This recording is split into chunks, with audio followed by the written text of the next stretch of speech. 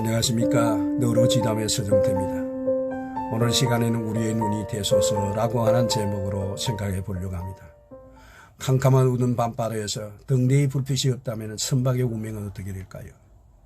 지금은 작은 선박에도 내비게이션 시스템이 시설되어 있어서 방향을 찾는 데 불편이나 위험도를 줄일 수가 있어서 다행입니다. 그러나 이런 기기가 발명되지 않은 이 시대에 먼 바닷길을 항해할 때는 나침반을 소지하거나 밤하늘의 북극성을 보면서 가고자 하는 방향을 겨우 찾아갔습니다. 그런데 출애굽하는 이스라엘 백성들에게는 직접 하나님이 안내자가 되셨습니다.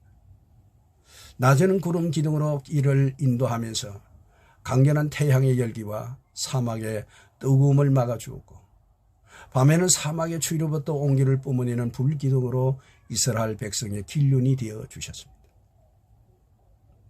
하나님께서 창조하신 모든 생물체에게는 모양이나 크기는 다르지만 각자 눈들을 가지고 있습니다. 다만 깊은 수심에 살고 있는 생물체는 그 환경이 매우 어둡기 때문에 눈이 퇴화되어 사실상 눈이 없어진 상태입니다. 사람에게 있어서 눈의 역할이라고 하는 것은 대단히 중요합니다. 눈의 가장 큰 기능은 시각정보 수집입니다. 빛을 통해서 망막에 사물의 상을 맺게 되는데 이것이 시시진경을 따라서 뇌로 전달되면 우리는 그 사물을 보고 감지할 수가 있습니다. 눈은 아주 작은 기관이지만은 그 안은 매우 정교한 여러 개의 부분으로 나뉘어 있는데 각막의 기관이 제 역할을 할 때 우리는 밝은 시야를 갖게 됩니다. 그런데 추가적인 기능으로 균형 감각입니다. 인간은 색채의 형태 등 매우 정확한 시각적 능력을 가지고 있는데 이런 시각이 몸이 균형을 잡는 것에도 영향을 미칩니다. 눈을 뜨고 있으면 몸이 기울거나 움직이는 것을 쉽게 알 수 있어 우리가 의식하지 않아도 자연스레 균형을 잡게 됩니다. 하지만 앞이 보이지 않으면 감각이 둔해져서 균형을 잃기 쉽습니다. 간단한 실험을 통해 알아보자면 양팔을 벌리고 한 다리를 든 상태로 균형을 잡을 때 눈을 감았을 때와 눈을 떴을 때 버티는 시간과 느끼는 감각이 차이가 납니다. 그리고 눈은 위험을 감지하는 가장 빠르고 확실한 방법이기도 합니다. 보통 뭔가 위험을 느끼거나 필요한 행동에 있어서 가장 빨리 반응하고 인지를 하는 것도 눈을 통해서입니다. 그래서 인간의 신체 기관 가운데 가장 많이 의지하는 감각기관이 바로 눈입니다. 그만큼 가장 많은 정보를 처리하는 것도 시각정보입니다.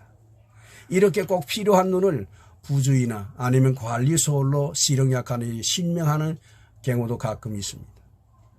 이런 상태가 되면 깝깝함을 넘어서 모든 신체 활동뿐 아니라 사회 활동까지 위축시키거나 아니면 해이시킬 수도 있습니다. 그런데 다행스럽게도 의술의 발달로 이런 문제들을 많이 극복하게 되었습니다. 특히 인간의 보통 2.0 정도의 시력을 볼 수 없는 식물의 표피안을 현미경으로 볼 수 있거나 사람의 신체 내부를 볼 수 있는 내시경 또한 전체를 관측할 수 있는 전체 망원경까지 개발되었습니다. 그러나 아직까지 인간의 심성을 들여다볼 수 있는 심시경은 존재하지 않습니다. 인간의 마음을 통촉할 수 있는 유일한 분은 오직 하나님뿐이시기 때문입니다. 다윗은 시편을 통해서 이렇게 읊고 있습니다. 여호와께서는 그의 성전에 계시고 여호와의 보좌는 하늘에 있으며 그의 눈이 인생을 통촉하시고 그의 안목이 그를 감찰하시도다. 하나님 눈은 결코 인간의 눈과 같이 한계가 없으십니다. 그 온전한 눈으로 인간들을 감찰하실 뿐 아니라 인도하시고 보호하시고 통촉하십니다. 이스라엘의 민족 지도자 모세는 출애굽 백성들을 능히 약속의 땅 가나안까지 인도할 만한 지도력이 있었지만 스스로 판단할 때 부족함을 느꼈습니다. 그래서 그는 장인 미디안 사람 르우엘의 아들 호박에게 광야 여정에 동참해 가나안까지 동행해 줄 것을 요청했습니다. 그 이유는 미디안 광야 지역에 익숙한 그로부터 그들이 이제 막 시작한 여정의 실용적인 도움과 조언을 얻기 위함이었습니다.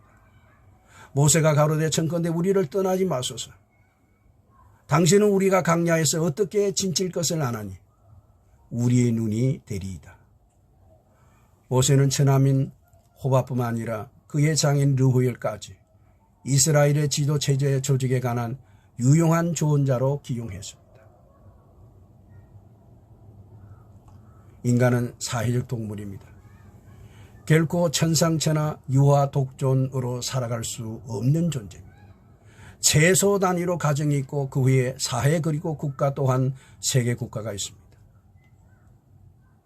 이렇게 조직체를 유지하고 운영하기 위해서는 필연적으로 조직원이 구성되어야 합니다.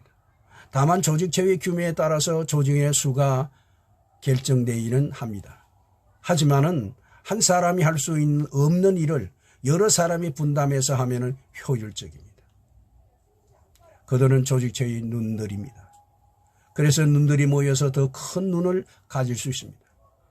그러므로 국가에서도 수장 안에 수많은 위원장들이 있는 것입니다. 이 속에서 수장의 할 일은 이들의 눈들의 역할을 제대로 할 수 있도록 돕는 일입니다. 그런데 만약 자기 눈만을 고집하고 이 수많은 눈들을 배관치하거나 제거한다면 어떤 상황이 벌어질까요? 이시조선이 패망한 원인 가운데 하나는 흥선대원군의 쇄국 정책 때문입니다. 이 사람은 조선의 눈만 필요했을 뿐 애국의 눈을 절대로 필요치 않았습니다. 결국 한 개의 눈으로 세계의 정세를 판단할 수 없었고 흐름을 읽지 못했던 조선은 일본과의 을사조약으로 애교권을 박탈당하는 수모를 겪게 되었습니다. 이 원인 가운데 또 하나는 시력이 매우 나쁜 여함령 같은 매국노가 있었기 때문입니다.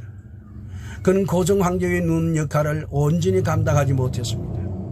오히려 고정의 눈을 흐리게 만들어서 근시안적인 정치를 하게 만든 장 본인입니다.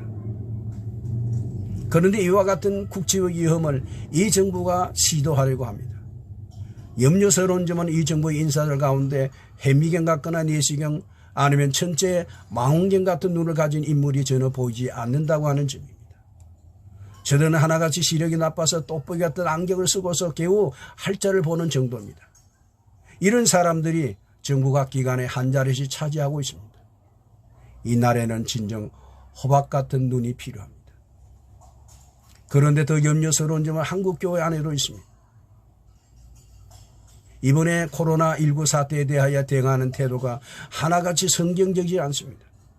정부에 따라서 움직이는 상황 윤리자들 뿐입니다. 저희들의 시력을 측정해 본다면 겨우 0.1 정도밖에 되지 않은 것 같습니다. 이런 눈으로 어떻게 하나님과 그의 나라와 그의 뜻을 분별할 수 있겠습니까? 그것은 전혀 불가능한 일입니다.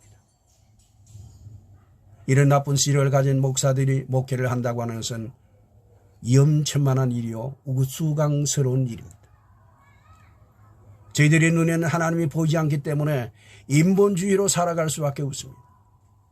그래서 인간적으로 생각하고 행동하는 것입니다.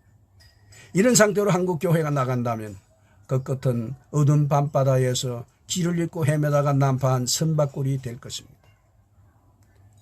예수님께서는 산상수훈 팔복에서 심령이 청결한 자는 복이 있나니 저희가 하나님을 볼 것임이요 라고 말씀하셨습니다.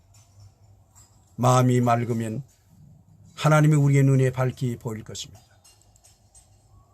시력이 나빠지는 현상은 바로 우리의 마음이 추하고 더럽기 때문입니다. 선한 마음, 올바른 마음을 갖고 살면 우리의 눈이 자연히 밝아질 것입니다.